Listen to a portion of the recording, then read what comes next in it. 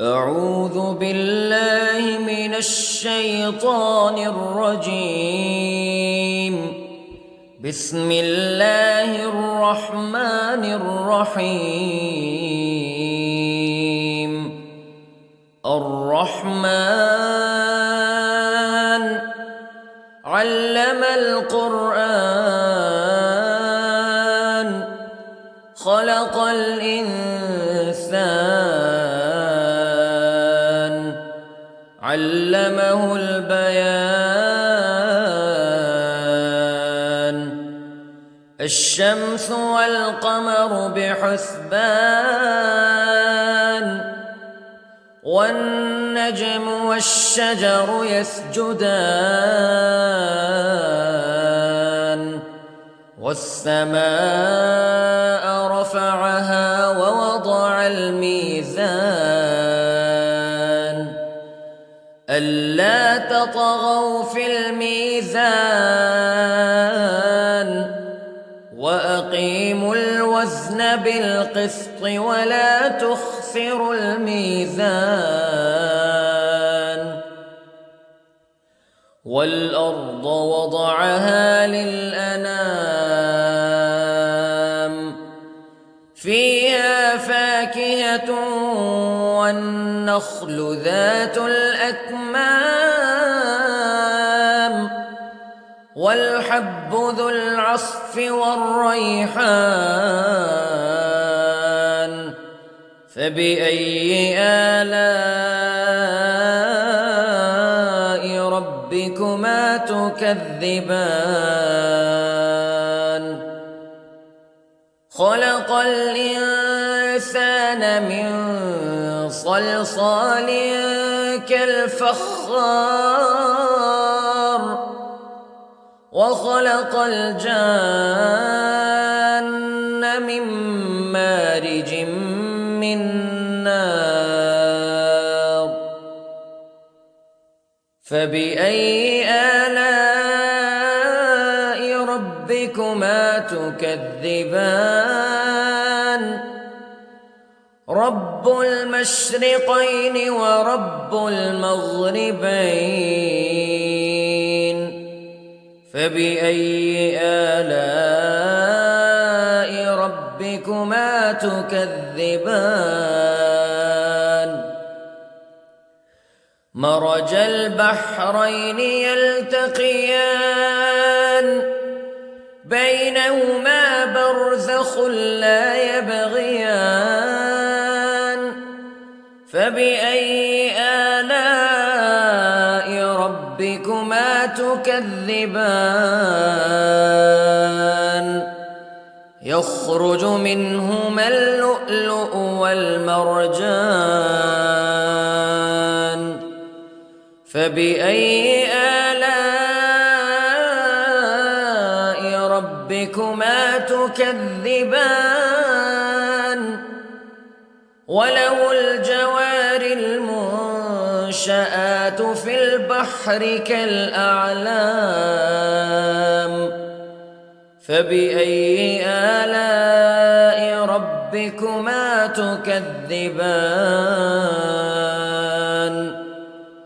كل من عليها فان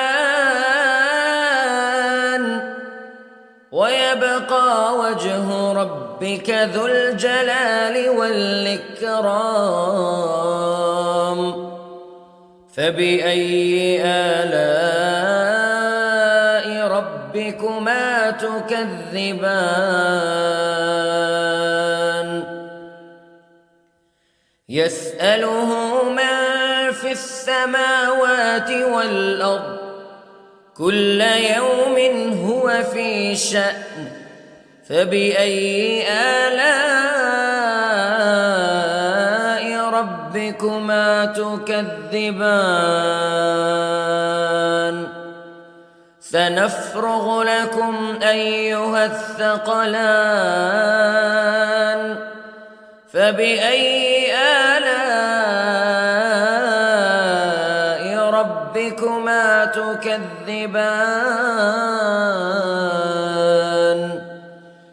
يا معشر الجن والإنس استطعتم أن تنفذوا من أقطار السماوات والأرض فانفذوا لا تنفذون إلا بسلطان فبأي آلاء ربكما تكذبان يرسل عليكما شواظ من نار ونحاس فلا تنتصران فبأي آلاء ربكما تكذبان فإذا انشقت السماء فكانت وردة كالدهان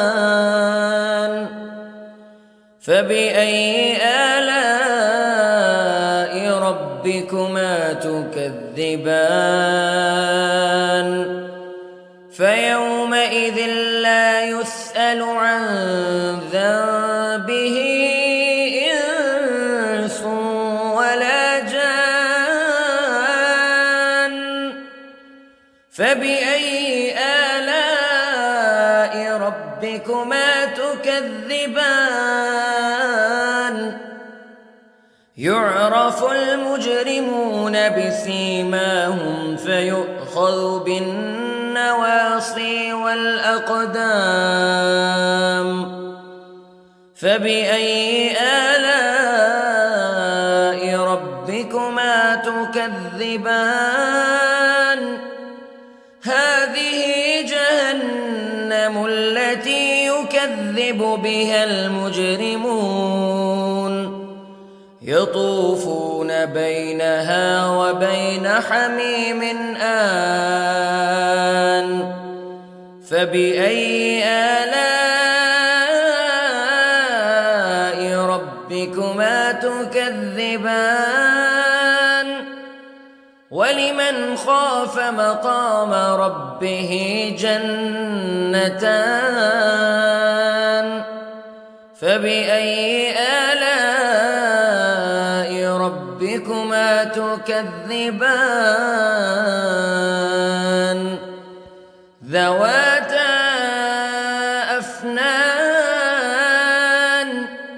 فبأي آلاء ربكما تكذبان فيهما عينان تجريان فبأي آلاء ربكما تكذبان فيهما من كل فاكهة زوجان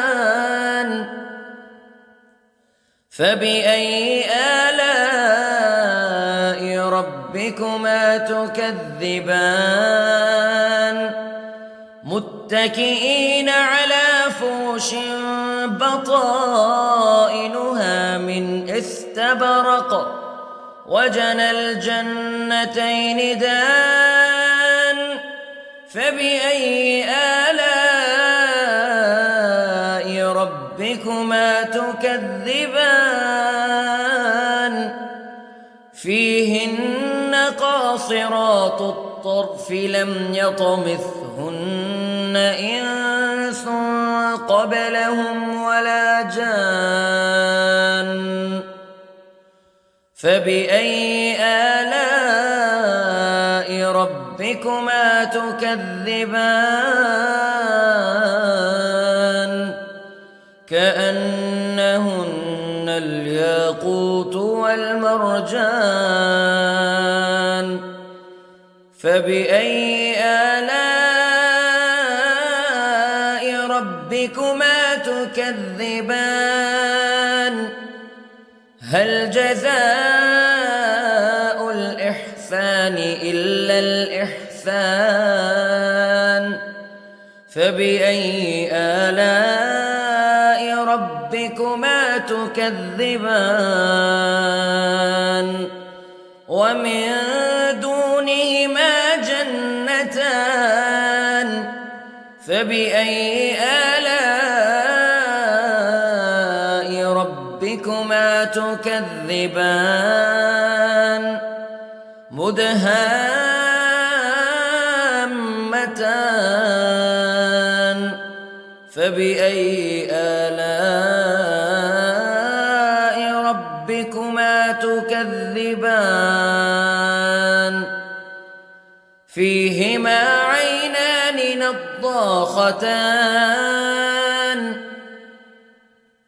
فبأي آلاء ربكما تكذبان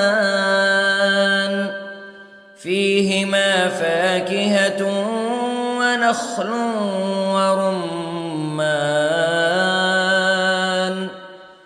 فبأي آلاء ربكما تكذبان فيهن خيرات حسان فبأي آلاء ربكما تكذبان حور مقصورات في الخيام فبأي آلاء ربكما تكذبان لم يطمثهن إنس قبلهم ولا جان فبأي آلاء ربكما تكذبان متكئين على رفرف خضر وعبقري حسان فبأي آلاء ربكما تكذبان تبارك اسم ربك ذي الجلال والإكرام